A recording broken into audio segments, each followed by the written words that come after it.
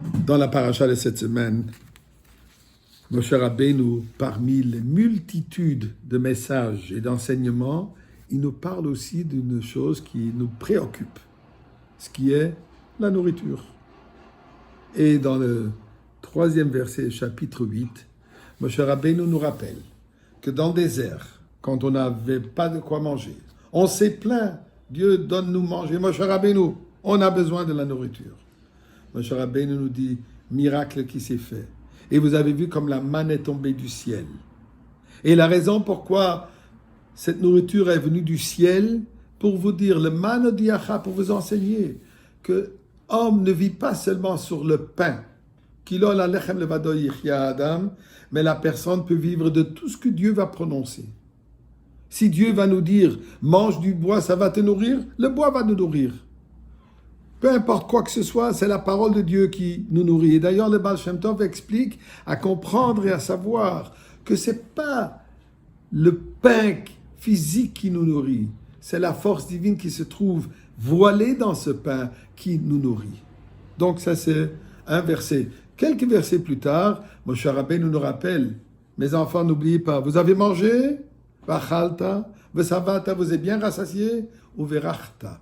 N'oublions pas de bénir, de remercier Akadosh Baruch Hu pour la nourriture que nous a donnée. De là, la Gemara de nous dire, la Gemara Brachot, à page 48, Amud Bet, Amar Rav Nachman nous dit, Moshe tiken li Israël birkat Hazan. Moshe Rabbeinu, c'est lui qui a institué dans le birkat Hamazon, que nous disons après tout repas qu'on a mangé du pain, un repas qui a commencé avec la bracha motzi lechem mina aretz, donc on a mangé du pain et on est rassasié. Là, après cela, nous faisons le birkat Hamazon, ou comme l'autre appelle ça le birkat, qui veut dire tout simplement la bénédiction. La bénédiction birkat Hamazon est partagée en plusieurs parties. Première partie, nous dit le Rav Nachman dans la Gemara, que ceci a été institué par Moshe Rabbeinu en disant Hazan, celui qui nous nourrit. Ceci pour la manne qui est tombée du ciel. La prochaine génération, Yoshua, quand il nous a amenés en Eretz Israël, la manne ne tombait plus du ciel. Là, il fallait cultiver le champ, il fallait travailler à Aretz. C'est la terre, la nourriture qui venait de la terre. Donc, il nous a amenés à la terre d'Israël et la nourriture, elle est venue maintenant depuis la terre.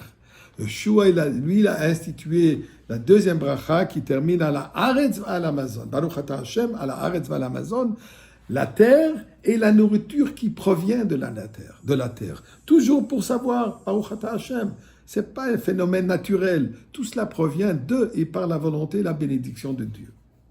Bien plus tard, David HaMelech et son fils Shlomo HaMelech, eux, ils ont introduit quand on remercie Dieu, ne pas oublier le but de toute notre nourriture, le but de notre existence, qui est quoi? Pour avoir le Beth Amikdash. Pour se trouver à Yerushalayim, à Benouya, Yerushalayim, l'endroit de paix, l'endroit de perfection. Et d'avoir le Beth Amikdash. Donc, eux, ils ont introduit Rachem na Hashem Elokeinu, Va'al Yerushalayim Arecha, ou Irach, dépendamment des coutumes, où il a fait une prière pour l'existence de Jérusalem.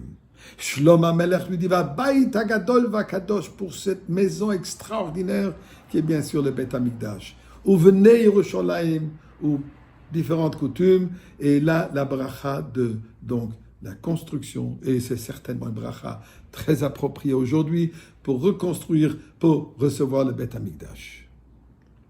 Bien plus tard, quand Bar Korva s'est révolté contre les Romains, et malheureusement, ça fait un ravage, ça a tué des milliers, des millions de personnes. Le dernier endroit était Bétar. La ville de Bétar, c'était le dernier endroit avant que tout a été détruit, avant que le peuple juif est parti en galoute. Malheureusement, les Romains ils ont interdit d'enterrer les milliers de morts de la ville de Bétar. Pendant 15 ans, les corps ils sont restés dans les rues. Miraculeusement, ils ne se sont pas décomposés. Quand finalement, à Toubiav, comme on a mentionné hier, quand la permission a été donnée de pouvoir les enterrer, les Chachamim à cette époque, ils ont introduit la bracha, laquelle Avinu, ainsi de suite, Hatov vahametiv. Hatov pour le miracle divin, que les corps ne sont pas décomposés, Vahametiv, et pour l'opportunité que finalement, ils ont pu enterrer ces corps.